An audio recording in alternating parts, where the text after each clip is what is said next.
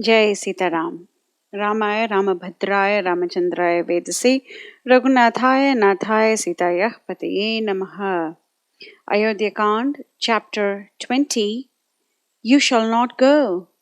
In the previous chapter, we saw how Lord Rama very easily tells Mother Kaikeyi and his father King Dasaratha that he is willing to go off to the forest for 14 years. He even asks Kaikeyi to ensure that Bharata is crowned the king at the very earliest.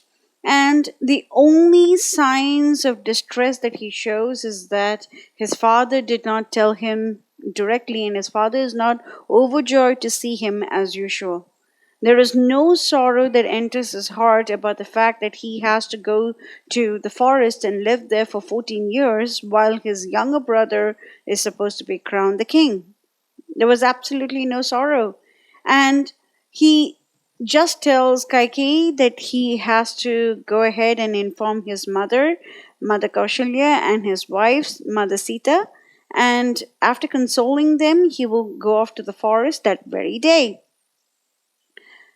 Rama and Lakshmana walk to the palace of Mother Kaushalya. Rama denies every single royal symbol, such as the white state umbrella, the chamaras, and everything. And people are so happy to see him. And he does not show even the smallest signs of grief because he doesn't want them to lose their lives because he is not going to be comfortable for 14 years. So the Lord at every stage always thinks about his wonderful devotees, and it's so moving to hear.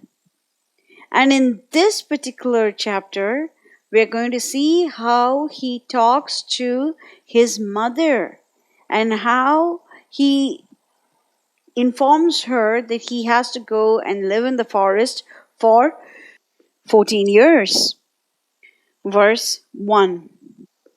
Tasminstu purusha vyagre nishkramati kritanjalo artas shabdo mahan jagne strinam antah pure tada. Rama left the apartments of Kaikeyi with a bowed head and clasped hands, while doleful cries and heart-rending lamentations followed him from the assembled women therein. Verse 2. कृत्येष्वचोदितः पित्र सर्वस्यान्तः पुरस्य च गतिर्यशरणं चापि स रामोद्य प्रवत्स्यति. Oh, alas, Rama needed not the word of his father to attend to the veriest detail to the comfort and happiness of every one of us here. And now that particular Rama is to be driven to the gloomy forests today, and he, the goal and aspiration of all beings, and the surest means there too. So the key word is even without his father expressly telling him so, Rama has always devoted his life in protecting the entire palace. And now that particular Rama has to go ahead to the forest. Verse number 3.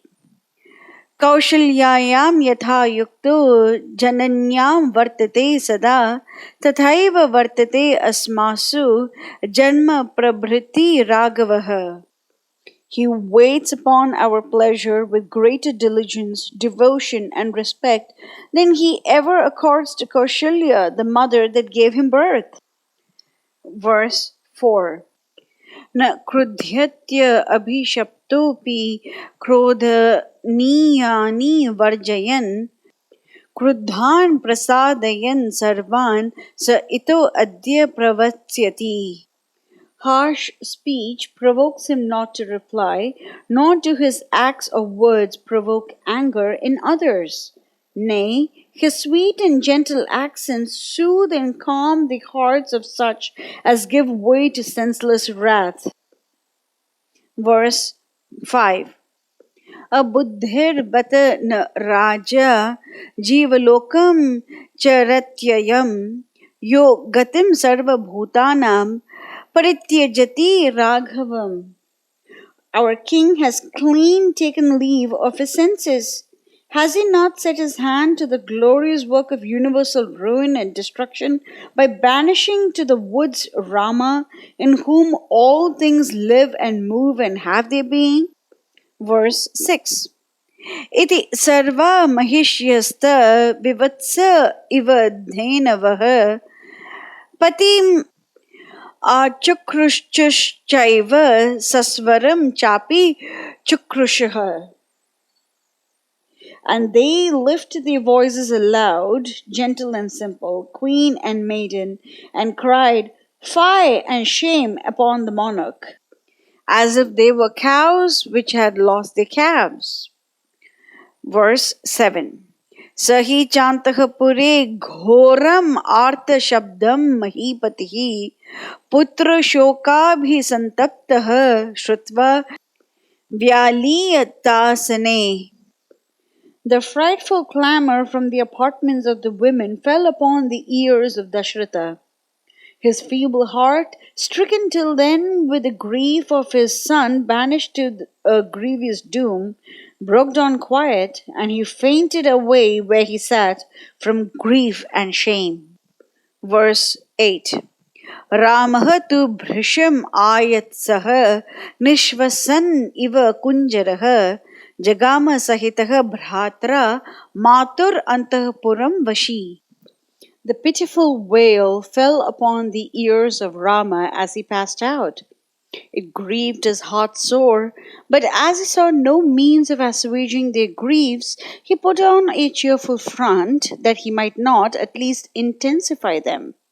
Heaving hot and profound sighs like a wounded elephant, he never lost his presence of mind, but quickened his steps to his mother's palace, followed by Lakshmana.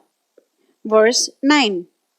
So apashyat purusham tatra vridham parama pujitam upavishtam grihadvari tishtatah cha aparan bahun. The chief of the wardens there was a very old gentleman. He sat there in his place of office, wand in hand, while countless subordinates stood round in deep reverence. Verse 10. Drishtavye tu tada ramam te sarve sahasotitaha jayena jayatam shreshtam vardayanti sma raghavam. They sprang up in joy to welcome Rama and shouted, Victory! Ever victory to thee! Verse 11. Pravishya pratamam kakshyam dvitiyayam dadarshasah brahmanan veda sampannan vriddhan rajnya abhisat. He passed on into the second block, filled with brahmanas, profoundly versed in the sacred scriptures, whom Dasaratha delighted to honor. Verse 12. Pranamya Ramah tan vriddhams tritiyayam dadarshasah striyo vriddah cha balah cha dvara rakshana tatparah. Rama saluted those aged repositories of saintliness and wisdom and passed on to the third block, guarded by elderly dames and damsels. Verse 13. Vardayitva prahrishtaha taha pravishya cha griham striyah nyavedayanta tvarita Rama matuhu priyam tada. They gave him their sincere and joyful blessings and announced his approach to Mother Kaushalya. So, Mother Kaushalya's palace has three different main gates. So, the first gate was covered by the chief of wardens. The second gate is surrounded by brahmanas that are profoundly well versed in the sacred scriptures. And the innermost chambers were protected by old maidens and damsels, and they go ahead and inform Mother Kaushalya that Rama has arrived. Verse 14. Kaushalya api tada devi ratrim sthitva samahita Prabhate tu akarot pujam Vishnoho putra hita eshini. The queen spent the long night in fast and meditation to secure peace and prosperity to her darling son. At daybreak, she engaged herself in reverent worship of Lord Vishnu. Verse 15. Sa Shauma Vasana Krishta Nityam Vrata Parayana Agrim Juhoti Sma Tada Mantravat Krita Mangala. Ever occupied with vows, fasts, penances, mortifications, and meditation, she was in the sacrificial hall where Rama found her, clad in garments of white silk, directing the brahmanas in making offerings of auspicious things into the fire with appropriate chanting of the mantras. Kshaumaveshana means wearing white garments. So, white over here signifies sattvic guna. And that's the reason why everything is very pure. She is very pure hearted. Verse 16. Pravishya cha tada Ramaha matur antahpuram shubham dadarsha mataram tatra havayantim hutashanam. Rama entered his auspicious mother's apartment and saw his mother performing sacrificial ceremony in the sacred fire there. Verses 17 and 18. Deva karya nimittam cha tatra pashyat samudyatam dadyakshatam kritam chaiva modakan havishyastada. Lajan malyani shuklani payasam krisaram tatha samiddha purna kumbhamscha dadarsha raghunandana. Curds, colored unbroken rice, ghee, sweets, cooked food, parched grains, white garlands, sweet drinks, food prepared with sesame seeds, sacred twigs for fuel, a water jar, and other necessary materials stood in readiness for divine service.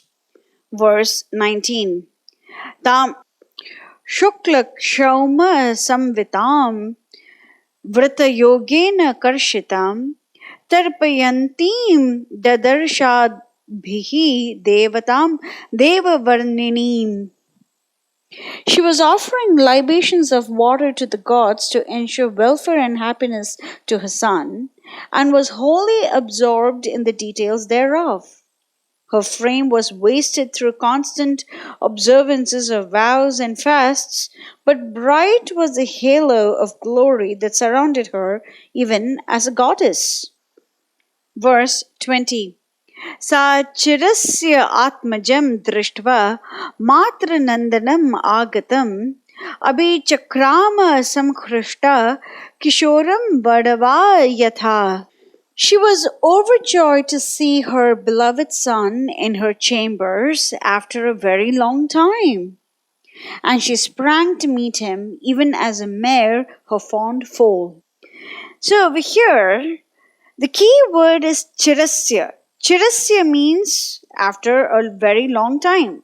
However, we know that it was just one day before that Rama came to Kaushalya's chambers to announce the fact that his father was going to crown him the next king of Ayodhya.